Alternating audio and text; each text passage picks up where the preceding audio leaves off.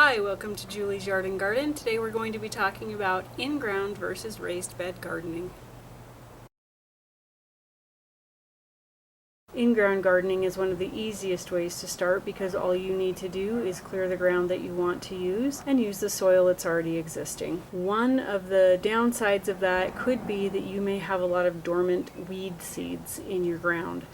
And so I found in my in-ground garden, once I've disturbed the soil, some of those dormant seeds will come to the surface, and then when I start watering my seeds that I've planted, the weed seeds will also start to grow. But if you work with the soil for a while, you'll be able to get rid of a lot of those seeds. And it doesn't matter how much room you have, just as long as you've got some soil. Another one of the benefits of an in-ground garden is that the soil usually doesn't dry out quite as fast as it does in a raised bed. So you end up watering less and the roots can go down a lot further.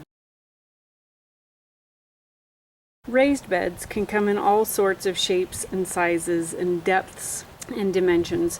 It just depends on what your needs are. So they really can be built to fit your individual space and requirements. My neighbor was kind enough to let me come and film her raised bed. Her raised bed is tall enough that you can sit on it and has a nice ledge as well. And with some of these deeper raised beds, you don't need to fill them entirely full of soil.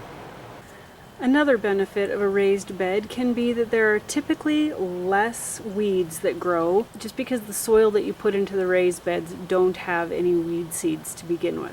As long as you get a good type of soil, they still end up sprouting eventually. They are very easy to pull out though. You can also start planting a little bit earlier in the spring because the soil will warm up just a little bit faster than the ground will.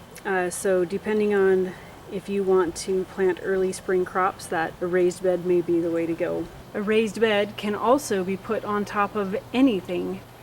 One of the downsides of a raised bed like this can be the expense of getting it all set up. Between purchasing the things that you need to make your own soil blend or purchasing a pre-blended soil, to the wood that will make the box, or whatever you decide to make your raised bed out of. So I would say the main downside of a raised bed is just the expense of getting it going. Another requirement of a raised bed is that you will need to amend the soil every year. If you don't, then you will find that your crops after a while start to not perform quite as well. So amending your soil is going to be key. I hope that this has helped you to maybe make a decision a little bit closer to how you would like to garden, whether in ground, in a raised bed, or both.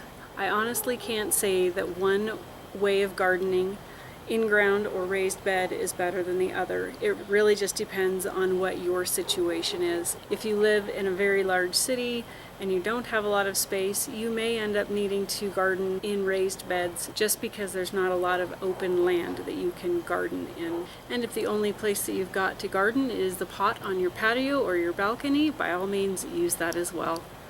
Until next time, grow something you love and just have fun with it.